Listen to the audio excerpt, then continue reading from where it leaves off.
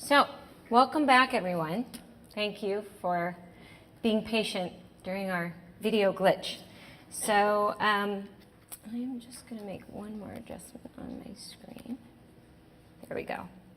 So, transition services are instruction-related services, community experiences, and development, including post-school adult living objectives and, when appropriate, acquisition of daily living skills.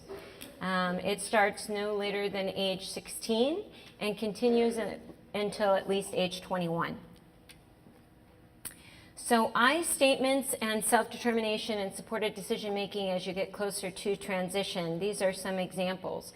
I will identify a network of people that I trust to help me find a job that I'm interested in. I will work with my support network to identify 3 independent living goals. I will attend and lead my IEP team meetings, working with my network to identify goals and objectives for the year. And now remember, we're going to go according to the maximum of unique abilities for each student. So these are examples. So in January 2017, there was an update to the Department of Education Transition Guide. And they're talking about supporting the student through decisions and preparing them for adult life. So they talk about high expectations, person-centered planning, supporting their social emotional learning, and informed choice. So the transition guide talks about characteristics of self-determination. And these are all characteristics that go directly in the findings of Waymire.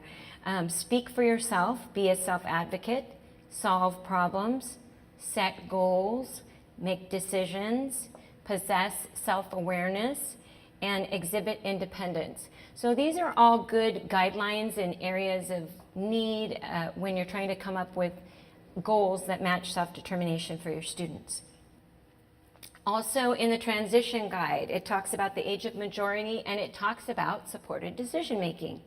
Students and their parents are advised to seek information to help them understand their options for making educational decisions. A student need not be placed under guardianship in order for his or her family to remain involved in educational decisions. Guardianship places significant restrictions on the rights of the individual. Students and parents are urged to consider information about less restrictive options. It's in the Department of Education guidelines. So alternatively, if a student does not have capacity to execute a power of attorney or prefers not to use that option, a supported decision-making arrangement can be established consistent with applicable state procedures in which the parents or other representatives assist the student in making decisions. If the student has not been determined to be incompetent but does not have the ability to provide informed consent with respect to his or her educational programs. Unlike guardianship, the student remains an autonomous decision maker in all aspects of her life. And so I'll tell you what we did with my daughter's IEP. We wrote, Kylie has a supported decision-making team. Her team members are Anne, the psychologist, and her parents, and the speech therapist. That's what our team is. So we wrote it into the legal binding document, IEP, that we're going to talk about, and that's how we did it. You can also have a supported decision-making agreement that you attach to the IEP, but it's nice to have the language that it's acknowledged that there should be least restrictive options. And Jonathan Martinez, my partner in this, has been in rooms of 1,500 teachers in Tennessee, which I go, yay! But that's just a small portion of people that are aware, so we really want to educate people and have them reference this language. So transition activities, taking part in activities in the home, in the community that relate to their interests. So if the person likes music therapy and they like to play the drum, they could be in a drum circle, they could go to music therapy because there is a college of adaptive arts that eventually they may be able to do something to participate. There are, in my area, there are bands where they have all people with exceptional abilities playing in the band.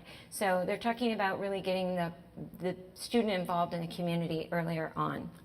identifying and networking with people and agencies that can provide supports and services, and identifying short and long-term goals and providers of information, service, and training.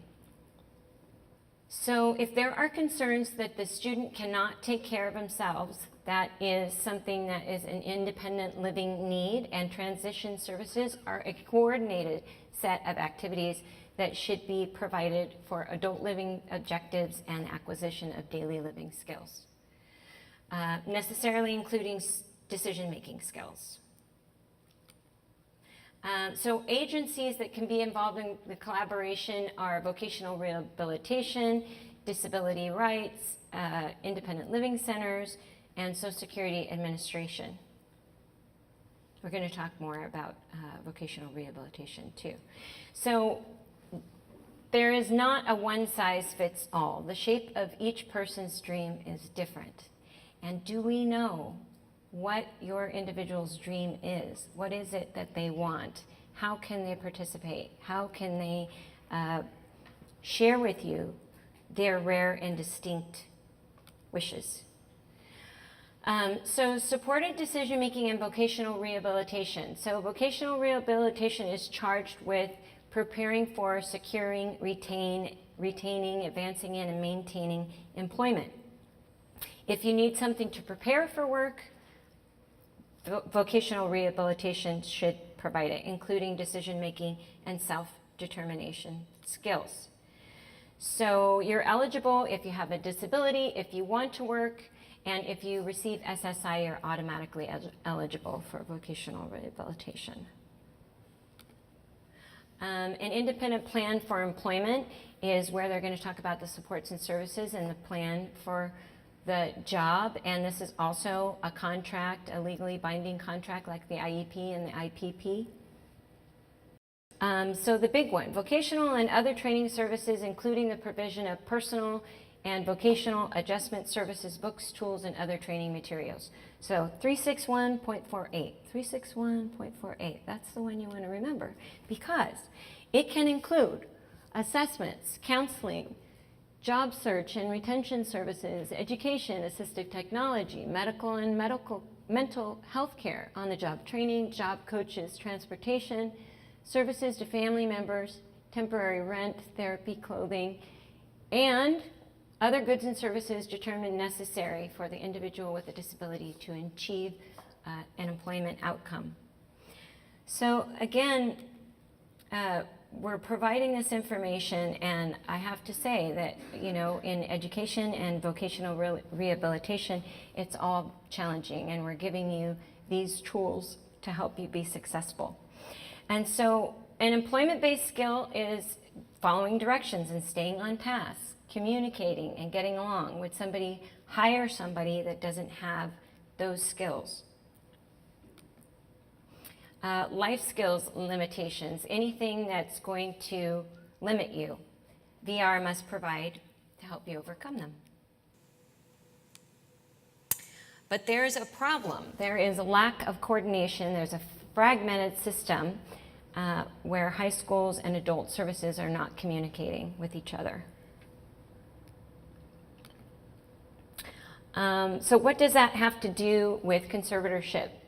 The same skills that are going to get you a job are the same skills that you need to have to avoid guardianship. That's what we're talking about. And we talk about supports and services, and people often ask me, what does that have to do with supported decision making? It has to do with being autonomous, being independent, making choices, building skills. That's what you need to avoid being under a guardianship.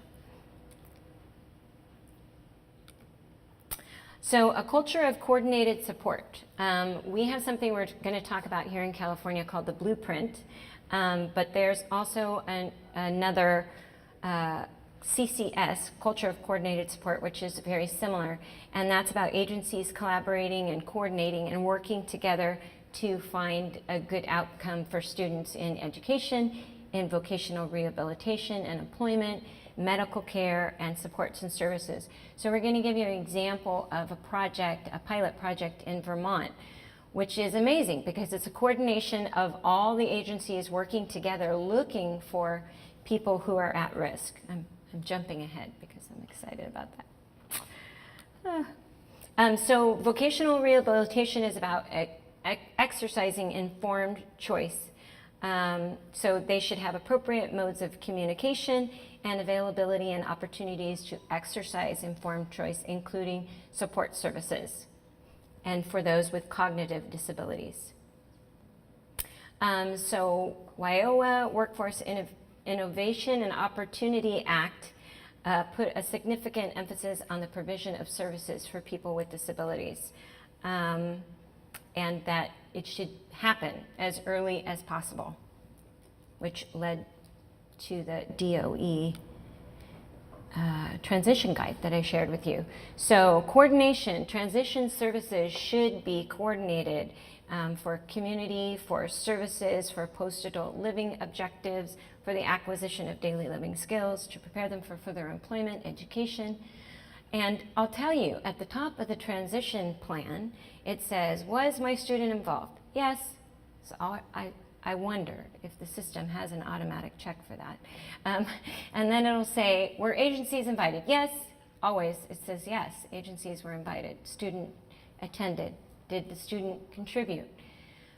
I can't tell you how many times the student did not contribute. There were no agencies invited. So it's really good to, generally, when you're advocating, I think to ask a lot of questions, have them answer the questions.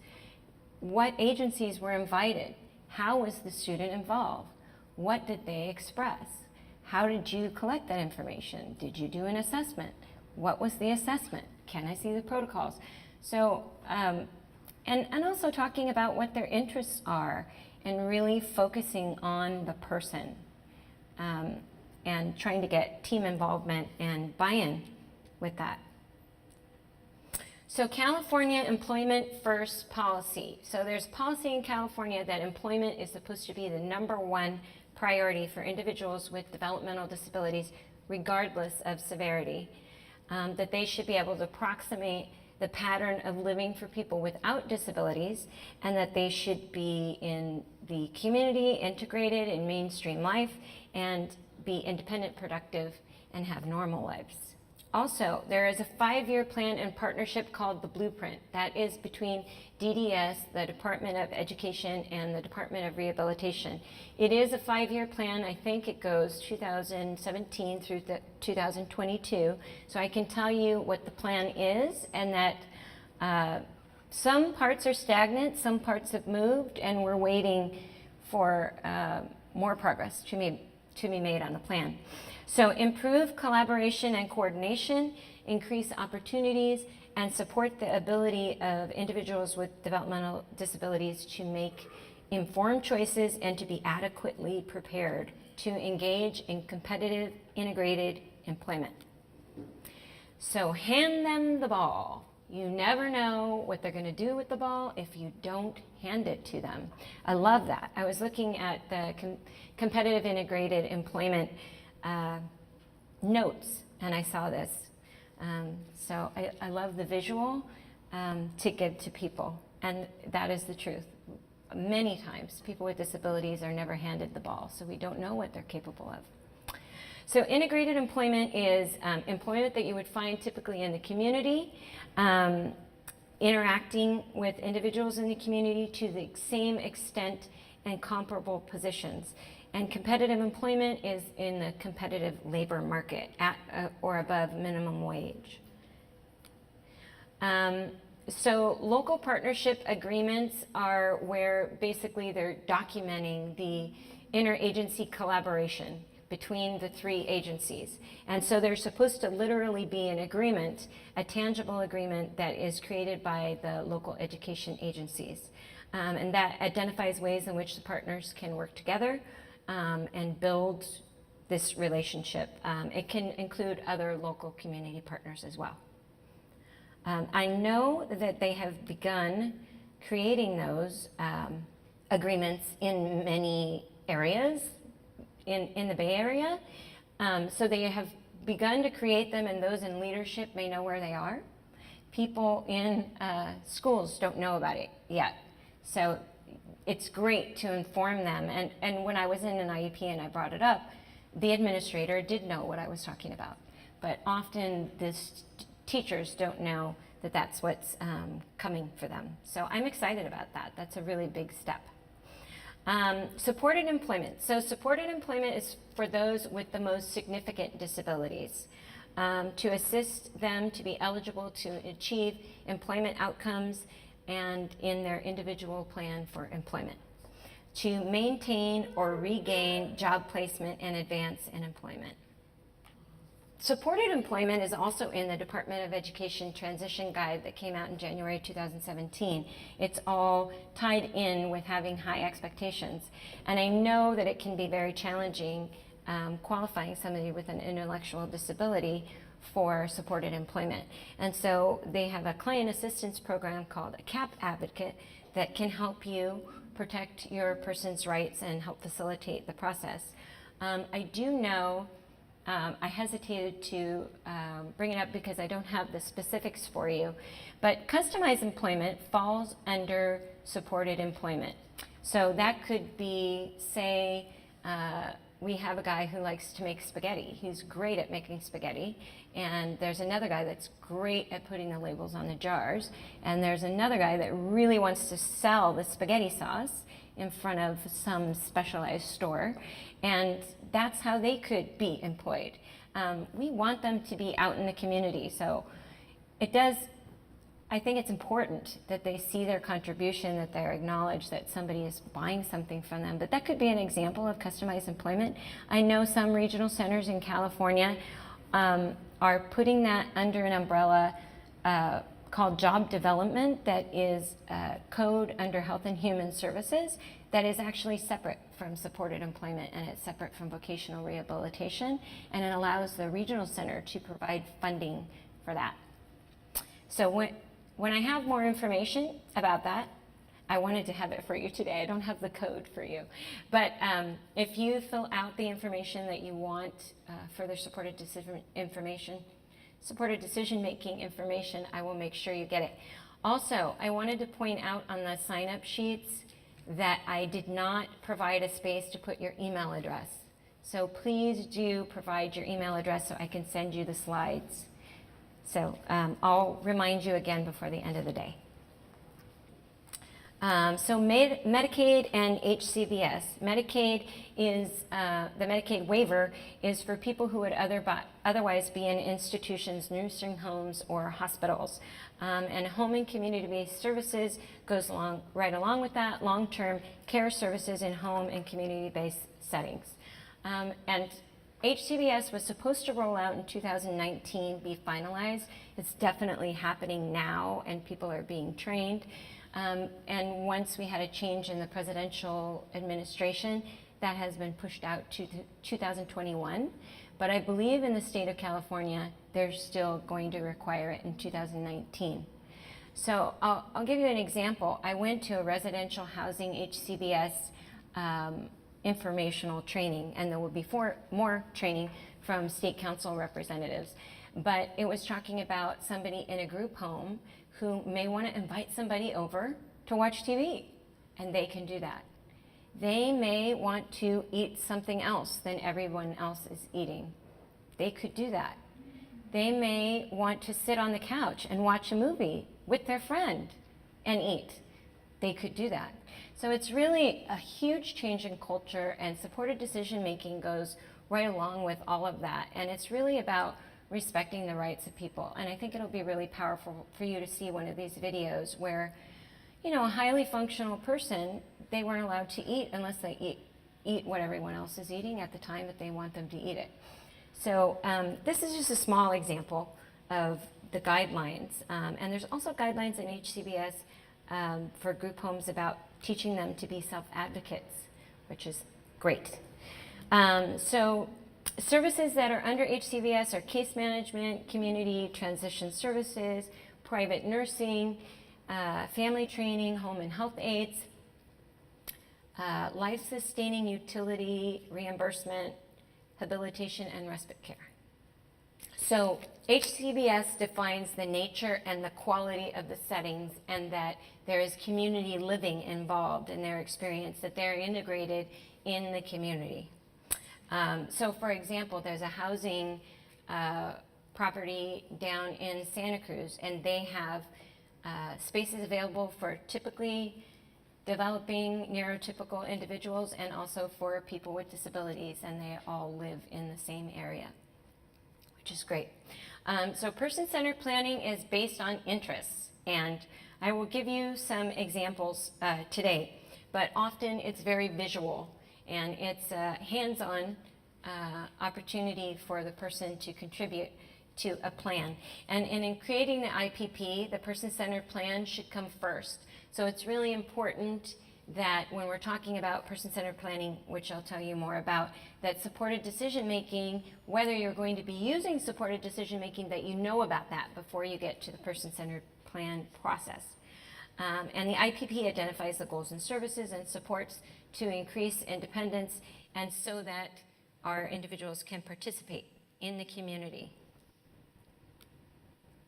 So person-centered planning is the health and long-term services and support needs that reflect the individual's preferences. That is the main goal with person-centered planning. It's all about the individual.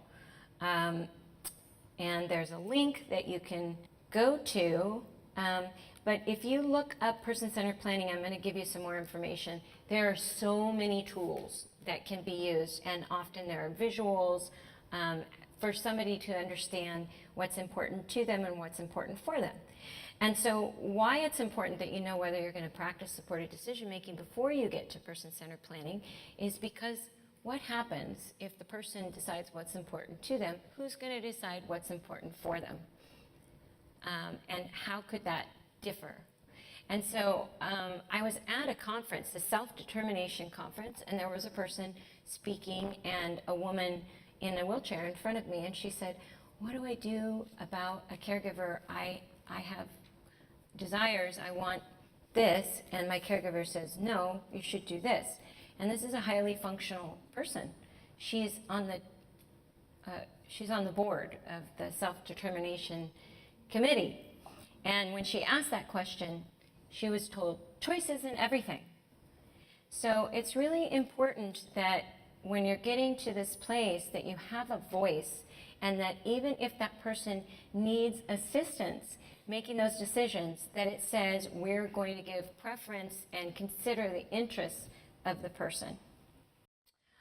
IPP, so the Lanterman Act is what enables us to have 21 regional centers in the state of California, and that is put in place for people to achieve maximum independence in the community. There is a state plan that the state follows every year, and there are areas, guidelines related to self-advocacy and housing, and I think it would be really important for each of us to take a look at that and use it wisely when we're in the IPP process. So services that are really important for people to practice supported decision making. Independent living skills. So those are things like self-help skills, and that can be pushed into the home. Say a person lives with a parent, they're going to be taught independent living skills so that they could be independent. That could be in a program that they're learning independent living skills. And in rare cases, there are residential programs. The ARC, and I don't know which areas they have this particular program, but there's a program called Toward Independent Living, and it's used as the national example for the ARC. And that's a residential placement where they learn independent living skills. But generally, independent living skills are not residential, and supported living skills are what can be provided for people who need more support, and they can get 24/7 support. And so for instance, that housing situation that I mentioned to you, there's space for the individuals with disabilities to live in a house and also to have a supported living person there. It's accommodated. Counseling.